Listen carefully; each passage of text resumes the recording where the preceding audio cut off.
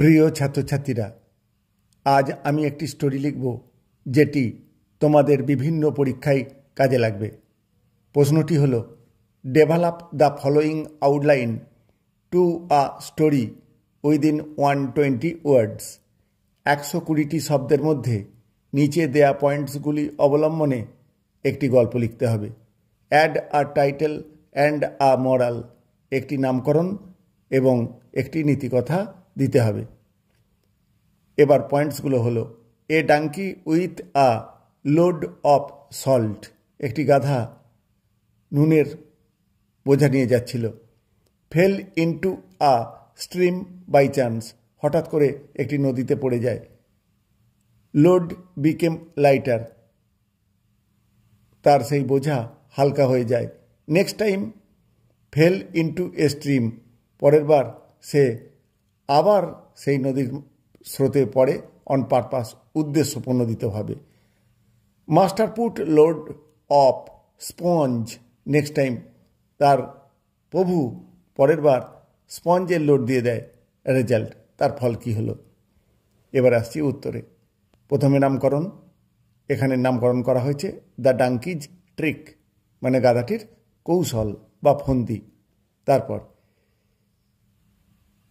A salt seller had a donkey to carry salt bags to the market every day.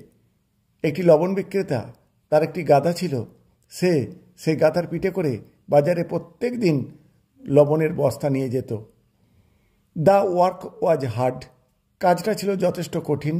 And the donkey often grew tired, এবং গাধাটি প্রায় ক্লান্তও হয়ে পড়ত।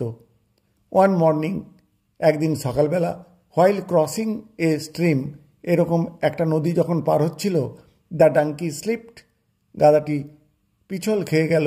And fail into the water, এবং জলে পড়ে গেল। Much of the salt dissolved, লবণের অনেকটা গলে গেল। And the load became much lighter, এবং এই বোঝাটাও অনেক হালকা হয়ে গেল। দ্য ডাঙ্কি ওয়াজ হ্যাপি, গাধাটিও খুশি হলো। অ্যান্ড থট, এবং ভাবল, what an easy way to escape heavy work, বলছে যে কত সহজ পথ বেশি কষ্টকে এড়ানোর। দ্য নেক্সট ডে, পরের দিন, he purposely sat in the stream again, সে উদ্দেশ্যপ্রণোদিতভাবেই নদীর জলে বসে পড়ল। হিজ ট্রিক ওয়ার্কড, তার কৌশলটা বেশ ভালোই কাজে দিল। And the master understood everything, কিন্তু তার প্রভু বিষয়টা বুঝতে পারল। The clever master decided to teach him a lesson, চালাক তার প্রভু স্থির করল তাকে একটা নীতি শিক্ষা দিতে হবে। দ্য ফলোয়িং ডে, পরের দিন, he loaded the donkey with sponges instead of salt, পরের দিন তার প্রভু গাধাটিকে স্পঞ্জের বোঝা চাপিয়ে দিল লবণের বোঝার পরিবর্তে।